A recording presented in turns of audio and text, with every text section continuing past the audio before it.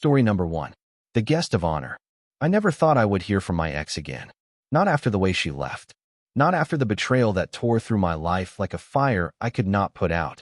For 3 years, I had managed to build walls high enough that her name, her voice, and her face could not get in. I told myself that part of my life was sealed away, locked in a box I would never open. But that afternoon, as I pulled the pile of mail from my mailbox, I saw it. It was not the kind of thing you could mistake for junk or a bill. A cream-colored envelope with a subtle shine under the hallway light, thicker than normal, heavy in my hand. My name was written across the front in handwriting I knew instantly. The loops of the letters, the careful spacing, the way the ink had tiny smudges where the pen must have hesitated for just a second. I had stared at that handwriting countless times on birthday cards, on little notes she left me in the kitchen, on the posts she stuck to the bathroom mirror. My chest tightened, and I stood there frozen for a moment, keys still in one hand, coffee in the other, staring at the envelope like it was a message from the dead. I turned it over, feeling the expensive paper between my fingers. My first instinct was to throw it away unopened. My second was to put it somewhere out of sight and forget it existed. But my third instinct was the one that won. I tore it open. The card inside was just as elegant as the envelope. A gold border-framed looping script that read, "Claire and her fiancé, Ryan, cordially invite you to their engagement party." My stomach sank. Claire. We had not spoken since the day she left. The breakup was not the kind where you slowly drift apart. It was sudden, brutal. She had been cheating on me with someone from work. I found out when a mutual friend sent me a photo of them at a restaurant, holding hands, leaning close like they had been together for years instead of weeks. I confronted her, and she admitted it without hesitation. She said she was sorry, that she did not mean to hurt me, but she was in love with him. The very next day, she packed her things and moved out. And now here she was, 3 years later, inviting me to celebrate her love with someone else. At first I thought it had to be a mistake. Maybe she sent invitations to everyone in her old contacts list. But then I saw it. A handwritten line at the bottom of the card. "Daniel, we would be honored if you could be our guest of honor." I read it 3 times. Guest of honor. It sounded absurd. Why would I be the guest of honor at my ex's engagement party? It made no sense. Unless she wanted to make a point. Maybe she wanted to prove how happy she was now, how well she had done without me. Maybe she wanted to show me my replacement up close. I set the card down on my kitchen counter, telling myself I was not going. But for the rest of that day, and the next, my mind kept circling back to it. What did she mean by guest of honor? What was the real reason for the invitation? At night, I would catch myself thinking about the last time I saw her face. The way she did not look back as she walked out of our apartment for the last time. The way I stood there in the doorway, holding a mug of coffee I could not drink, feeling like the world had gone very still. I remembered our early days too. The first time we met was at a friend's birthday party. She had been wearing a yellow dress that stood out among the muted colors everyone else had on. We talked for hours that night, and by the end, I was convinced I had met the person I would spend the rest of my life with. We had trips to the beach, late-night drives with music turned up, mornings where she made pancakes while I made coffee. And then, the distance, the missed calls, the excuses, until one day, the truth came crashing down. All of those memories, good and bad, started swirling the moment I saw that envelope. For a week, I went back and forth in my mind. Part of me wanted to ignore it, to protect myself.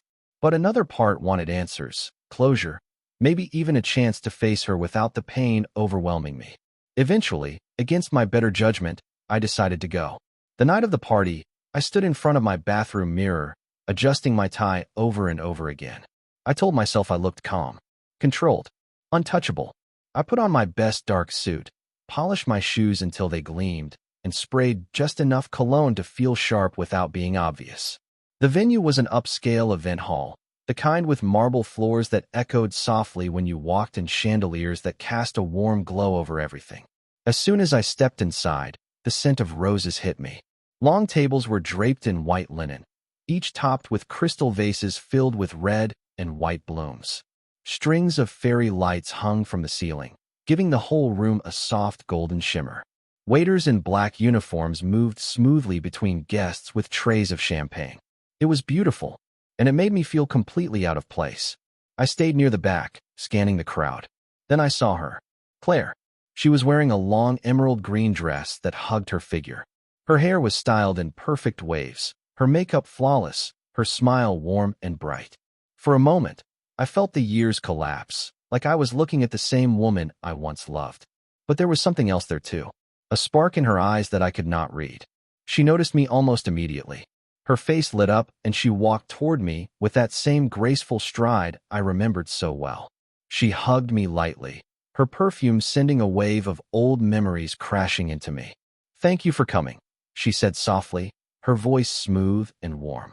"I will call you up in a little while. We have something special planned." Something special. The words made me uneasy. I stood at the back of the room, sipping champagne I barely tasted, watching her move through the crowd. She laughed at the right moments, touched people's arms as she spoke, made everyone feel included. Every so often, her eyes flicked toward me, as if making sure I was still there. After a while, the music faded. Ryan, her fiancé, stepped forward. He was exactly the man I had imagined. Tall, broad shoulders, a tailored navy suit. His voice was confident as he thanked everyone for coming, spoke about love, about building a life together, about finding the person you are meant to spend forever with. Then Claire took the microphone. She thanked the guests again, told a few charming stories about their relationship, made everyone laugh. And then she said my name. It felt like every head in the room turned toward me at once. My chest tightened as I walked forward, the sound of my footsteps oddly loud in the quiet. She held out a small velvet box and leaned in close. Her perfume hit me first, then her whisper, "You are here to present the ring." The words landed like a punch. She wanted me, the man she had cheated on and left behind, to hand her engagement ring to her new fiancé in front of everyone. For a moment, I just stood there. My mind flashed back to the day she left, to the nights I lay awake wondering what I had done wrong, to the endless loop of questions with no answers. And then, something in me hardened. I took the box, but instead of opening it, I turned to the crowd. My voice was steady. I said that life has a way of breaking us apart and putting us back together in ways we never expect. That pain can shape you into someone stronger, someone who knows their worth. And that the greatest gift you can give someone you once loved is to hope they will be honest, kind, and brave enough to face whatever comes their way. I handed the box to Ryan and stepped back. For a moment, the room was utterly silent. Then came the polite applause, scattered and restrained. Claire's smile did not reach her eyes. I did not stay for the cake. I did not stay for the dancing. I walked out into the cool night air, feeling the weight of years lift from my shoulders. For the first time since the day she left, I felt free. I had walked in as her past. I walked out as a man finally done with her story. Story number 2. Letters to my wife. I am not the kind of man who usually puts his thoughts into words like this. I have never kept a diary.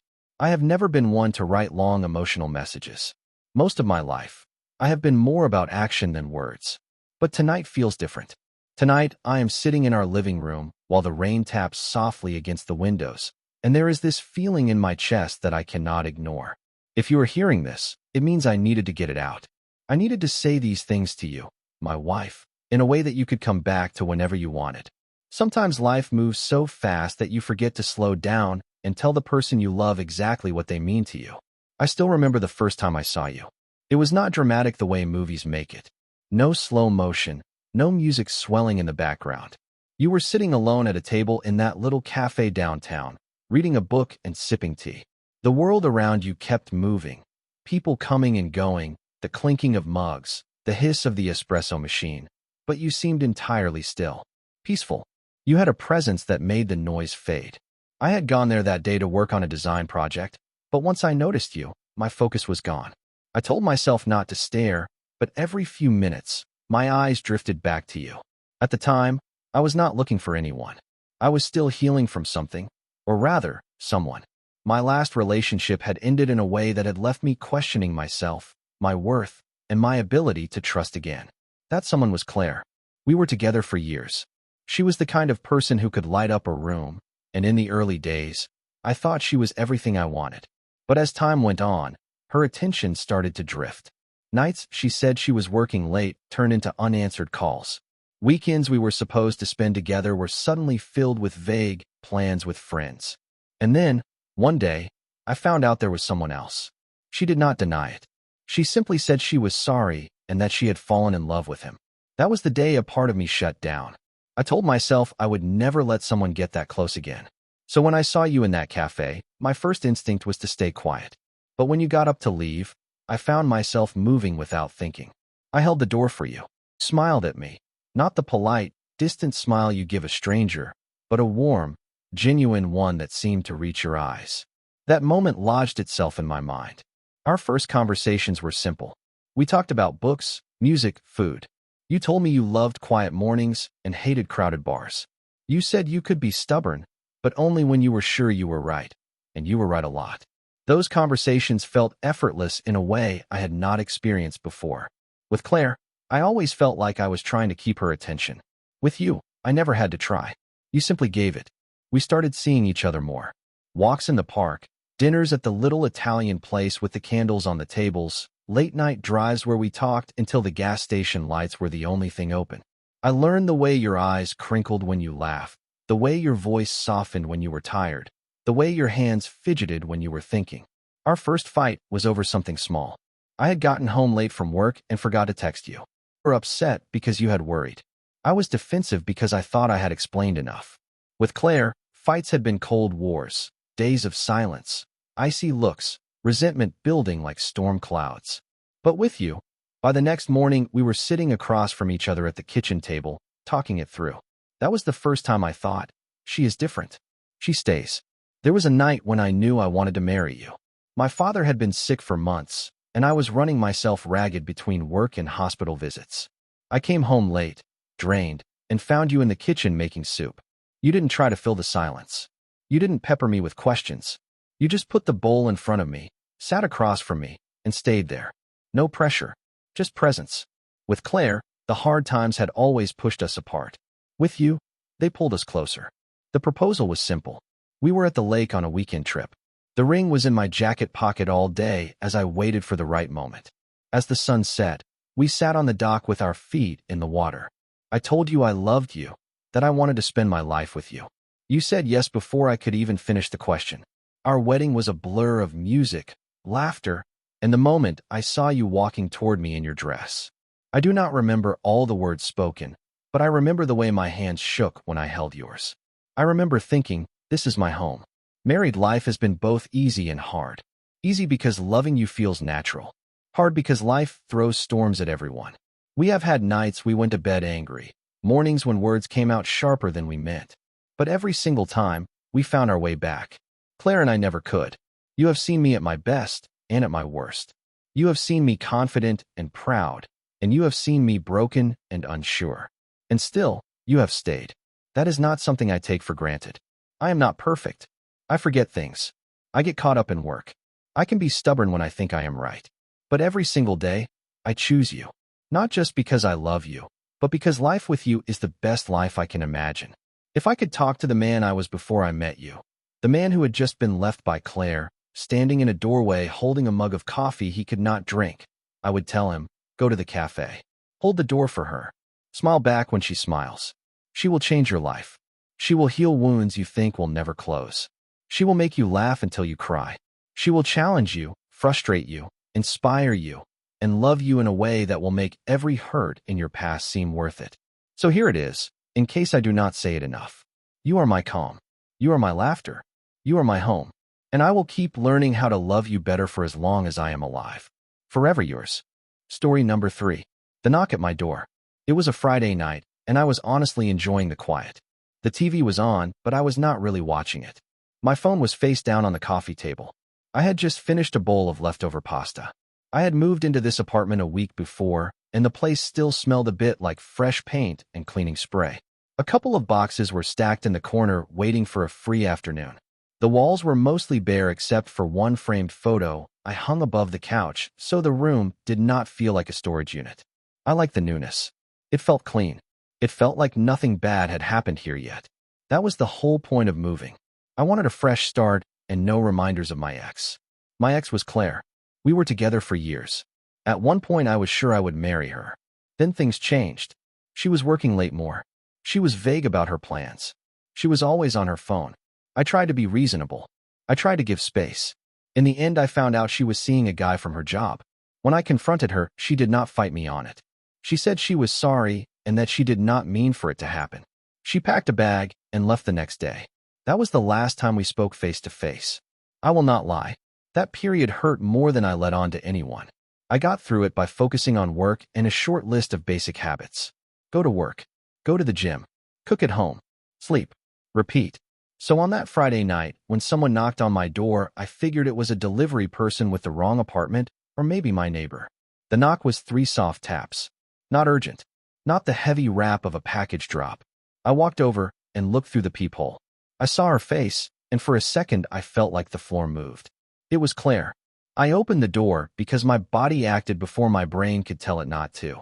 She stood there in the hall with a long coat on and a small canvas bag tucked under her arm.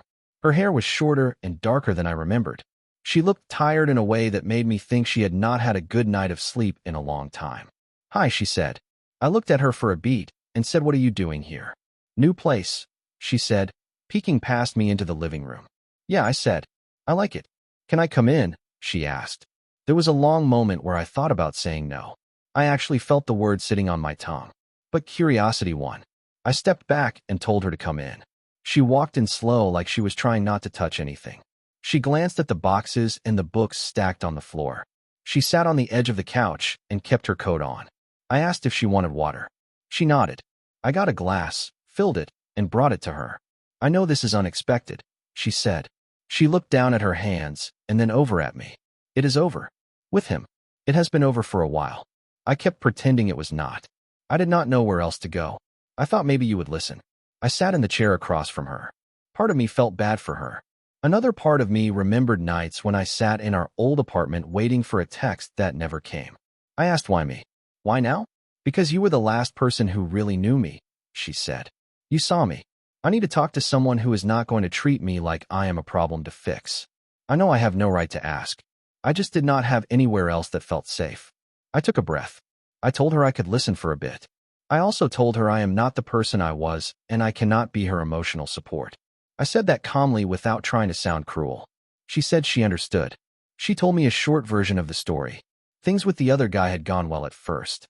Then his job got shaky. Money got tight. He started snapping at small things. They would go days without a real conversation. She started walking on eggshells. She said she kept trying to be someone who would make him calmer, and it never worked. She said she knows how that sounds after what she did to me. I did not interrupt. She was not crying or trying to make me feel guilty. She was just talking in a flat voice like someone reporting the news. I asked if she was safe. She said yes. She said he is not in her life anymore. She said she has a place to stay. She said she is looking for another job. I told her that was good. I told her I hoped she would get support from friends or family. She said she had told her sister and had an appointment to see a counselor the following week. That made me feel better about letting this conversation continue. We sat there for a while. The TV was still on mute, and it showed people cooking. It was almost funny. The whole thing felt like a scene where nothing dramatic happens, and you just talk like normal human beings. I realized I was not angry. That surprised me. I expected to feel that old heat in my chest, and I did not. I felt steady. She asked about my life in a careful way. I told her basic things. Work is fine. I moved here because I wanted a clean slate. I have been getting back into lifting and cooking at home. I am sleeping better. I kept it surface level. She nodded and said that sounded healthy. She said she was glad to hear it. It was not awkward.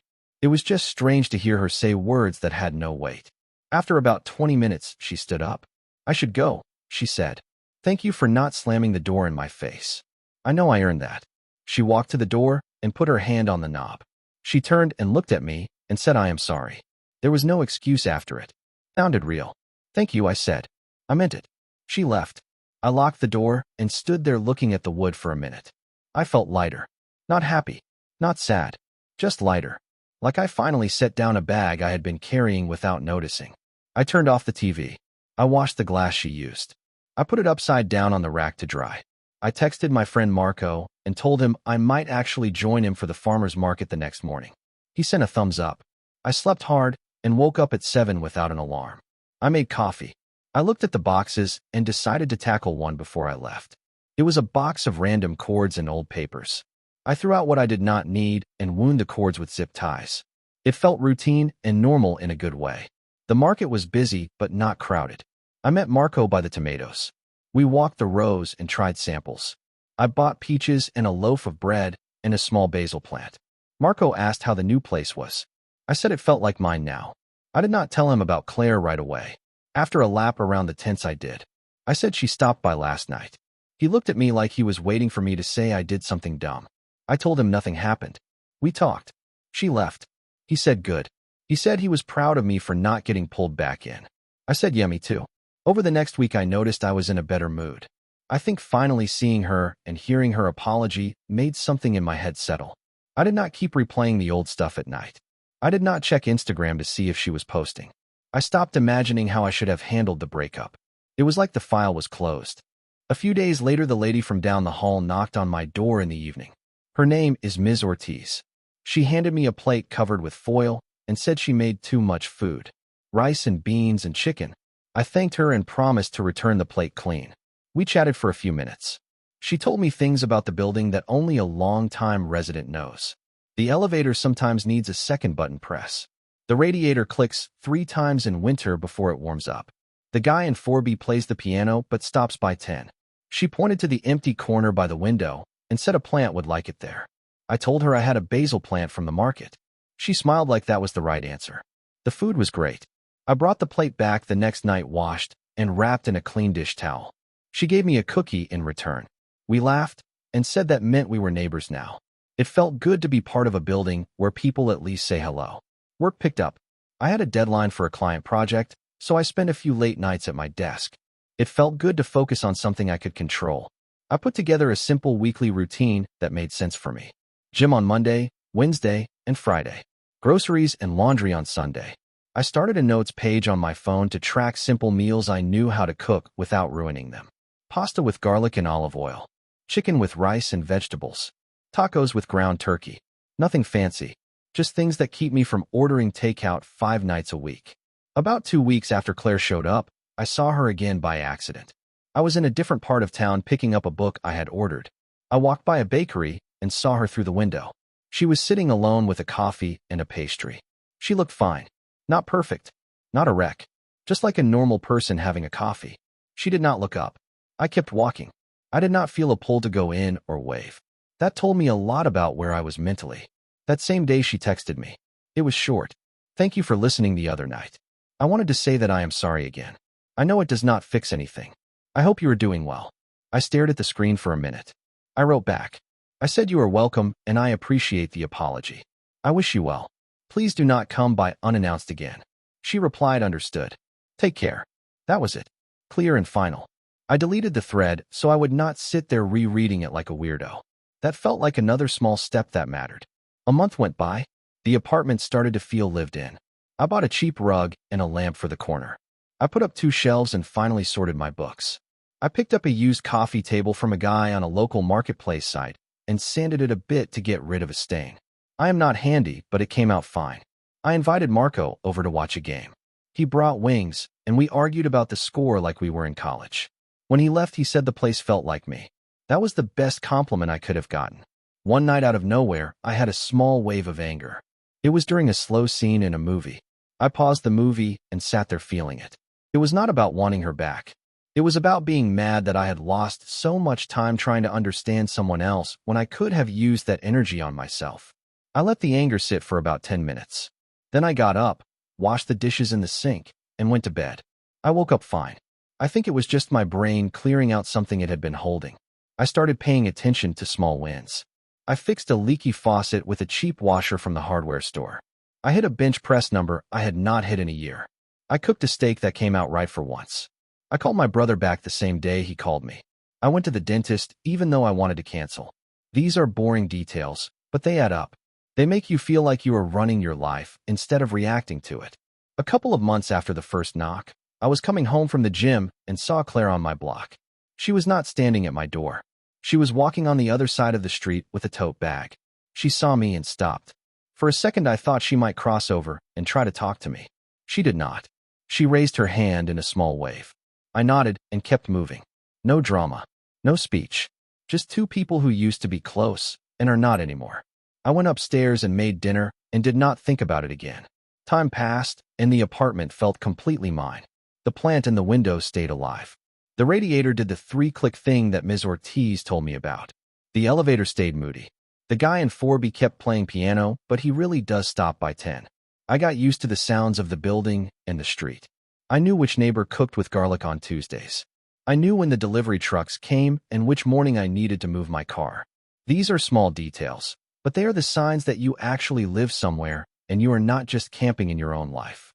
Looking back, the night she knocked felt like a weird reset button I did not know I needed. I had told myself I had moved on, and in many ways I had. But there was still a small part of me that felt like I had not had the last word.